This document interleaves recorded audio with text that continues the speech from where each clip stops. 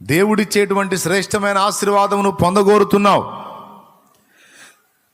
శాశ్వత శోభాతిశయముగాను తరతరములకు సంతోష కారణముగాను నిన్ను చేసేదని అన్నాడు కదా. అలాంటి ఆశీర్వాదాన్ని దేవుని నుండి నువ్వు ఆశిస్తున్నావు, నన్ను బ్లెస్ చేయమని అడుగుతున్నావు. తప్పకుండా నిన్ను దీవిస్తాడు, ఆశీర్వదిస్తాడు. అయితే నువ్వు అడిగావు, దేవుడు దాన్ని సీరియస్గా తీసుకున్నాడు. అందుకే ఇప్పుడు విరగొట్టడం మొదలుపెట్టాడు. ఆశీర్వదించమంటే విరగొడతావా? నేను ఏ నొప్పి లేకుండా చేయమని అడుగుతున్నా ప్రభా, విరగొట్టమని కాదయ్యా అంటే అట్లాంటి ఆశీర్వాదం నా దగ్గర లేదంటాడు. నిన్ను శాశ్వత శోభాతిశయంగా చేయాలంటే, తరతరములకు సంతోష కారణంగా చేయాలంటే తప్పనిసరిగా నేను నీ మీద పని చేయాలంటాడు. ఏం పని ప్రభా అంటే నిన్ను విరగొట్టే పని అంటాడు. డౌటే లేదు, చాలా క్లియర్గా ఉన్నాను నేను ఈ మాటలో. దేవునికి స్తోత్రం, హల్లెలూయా. ఒట్టి శిల వెళ్ళి శిల్పి దగ్గర నన్ను ఆశీర్వదించవా శిల్పి గారు అంటే శిల్పి ఏం చేస్తాడు? ఓ తప్పకుండా అని వెంటనే మార్కర్ తెచ్చి గీయటం మొదలు పెడతాడు. తర్వాత ఏం చేస్తాడు? సుత్యా ఉల్లి తీసుకొని ఇక బాధటం మొదలు పెడతాడు. ఇప్పుడు శిల ఏమంటుంది? అయ్యా ఆశీర్వదించమంటే ఏంది బాబా, రోజు పని కట్టుకొని క్యారేజీ అలా తీసుకొచ్చి మరి తిని మరి కొడతావు, రోజు నన్ను గాయపరుస్తానే ఉన్నావు, నువ్వు రోజు నన్ను కొడతానే ఉన్నావు, ఎందుకు అంటే శిల్పి ఏమంటాడు తెలుసా? చెక్కుతా, నువ్వేగా నన్ను ఆశీర్వదించమన్నావు, నన్ను దీవెనకరంగా చేయమన్నావుగా, నన్ను శోభాతిశయంగా చేయమన్నావుగా, అనేకులు నన్ను చూచి సంతోషించినట్లు చేయమన్నావుగా. నోరు మూసుకో. చాలా బాధ కలుగుతుంది. బాధను ఓర్వకపోతే మరి నా ఆశీర్వాదాన్ని నువ్వు పొందలేవు. Praise the lord. కాల్చబడకపోతే స్వర్ణం విలువ పొందలేదు, చీల్చబడకపోతే మేఘం వర్షాన్ని ఇవ్వదు, దున్నబడకపోతే భూమి పంటనివ్వలేదు, చెక్కబడకపోతే శిల శిల్పం కాదు, శ్రమల కొలిమిలు కాలకపోతే యేసు రూపు రాదు, నువ్వు శ్రమల కొలిమిలు కాలకపోతే యేసు రూపు రాదు. స్తోత్రం, స్తోత్రం. నీకు తెలుసుగా, మస్తు సార్లు పాడుకున్నాం. అందుకే ఈ పదాలన్నీ పెట్టింది ఆ పాటలో. నిన్ను దీవించాడు గనుకనే, ఆశీర్వదించాడు గనుకనే, అనేకులకు దీవెనకరంగా చేయాలనుకున్నాడు గనుకనే, అందరినీ చేసినట్టు కాదు, స్పెషల్గా నీ విషయంలో జోక్యం చేసుకొని ఆయన డీల్ చేస్తున్నాడు నీ సంగతిని. అది విషయం.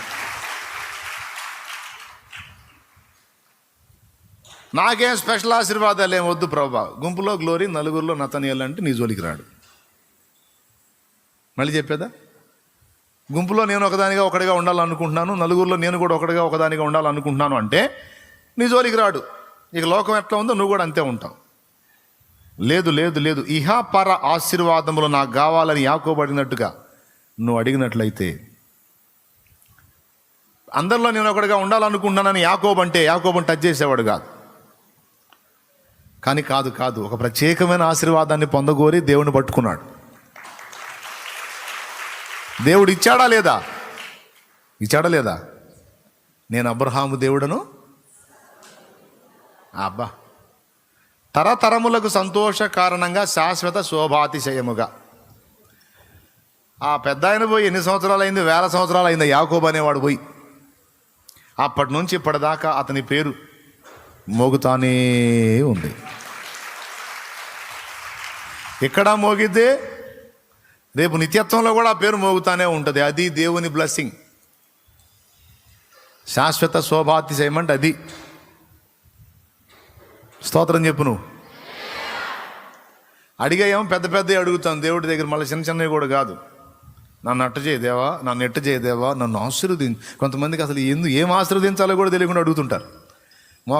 మోకాళ్ళు కాడి నుంచి ప్రభా దీవించు ప్రభా అని అంటాడు. ఏం దీవించాలి? ఏదో ఒకటి దీవించు ప్రభా. ఆశీర్వదించు ప్రభువా. ఏం ఆశీర్వదించు? ఏదో ఒకటి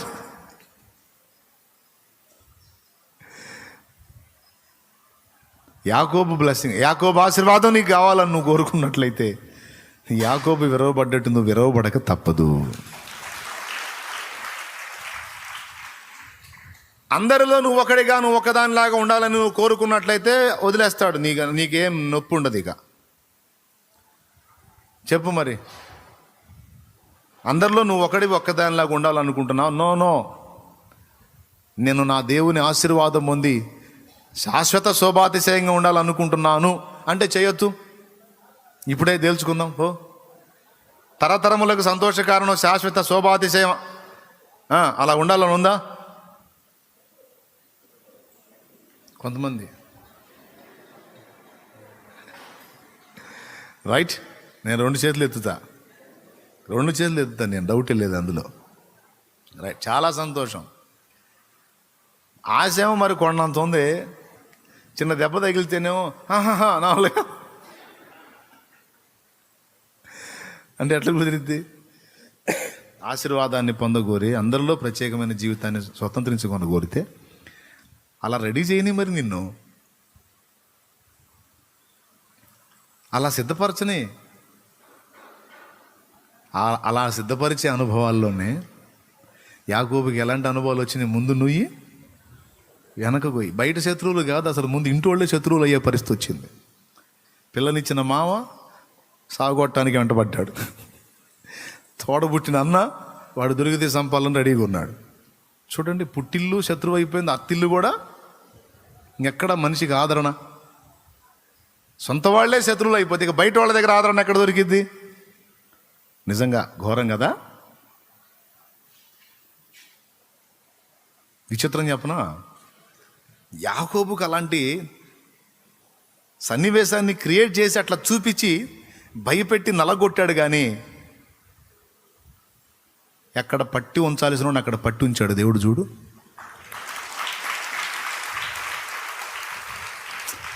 గట్టి కొట్టాలండి, మామూలు విషయం కాదు అది.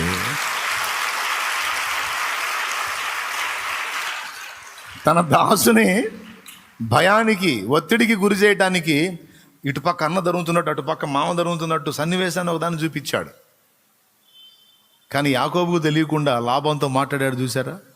యాకోబుని ఎదుర్కొని యాకోబు తాట తీయాలని బయలుదేరాడు లాభాన్ని.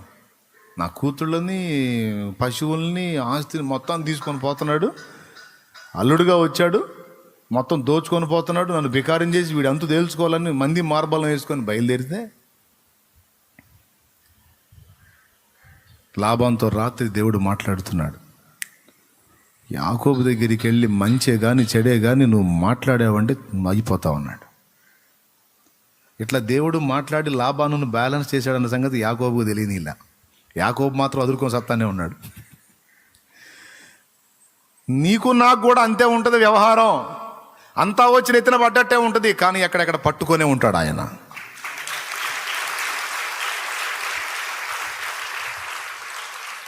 అంత అయిపోయింది, ఇంకెక్కడ మొత్తం టోటల్ కొలాప్స్ అన్నట్టుగా అనిపిస్తుండో. అట్లేం కాదు, ఎక్కడెక్కడ పగ్గాలేసి పట్టినట్టు పట్టి ఉంచుతాడు అనమాట. ఎవరితో మాట్లాడాలో వాళ్ళతో మాట్లాడి రెడీ చేసే ఉంచుతాడు ఆయన. కానీ నీకు మాత్రం అసలు ఏం లేదు, ఇక దిక్కు దేశ లేదు అన్నట్టు.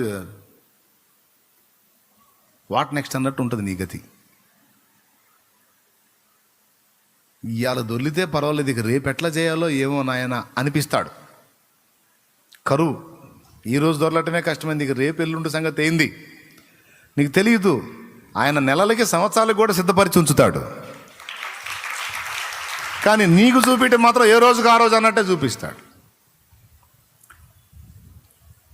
ఏమైనా అర్థమవుతుందో లేదని నేను చెప్పేది? అవుతుందా?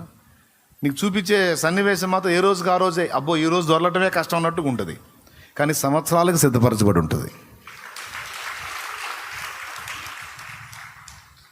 ప్రైజ్ ది లార్డ్, హల్లెలూయా. నా ప్రియమైన దేవుని బిడ్డలారా, ఇది నిజంగా నిజం. నువ్వు ఆశీర్వాదాన్ని కోరావు గనుక నిన్ను ఆ కాఠిన్యం నుంచి విరగొట్టి నూతన పరిచి మెత్తని హృదయంగా చేసి పడేసి ఆయన ఏ విధంగా నిన్ను బ్లెస్ చేయాలనుకున్నాడో ఆ విధంగా నిన్ను ఆశీర్వదించడానికే ముందే దేవుడు నిన్ను రెడీ చేస్తున్నాడు. ఇది రహస్యం.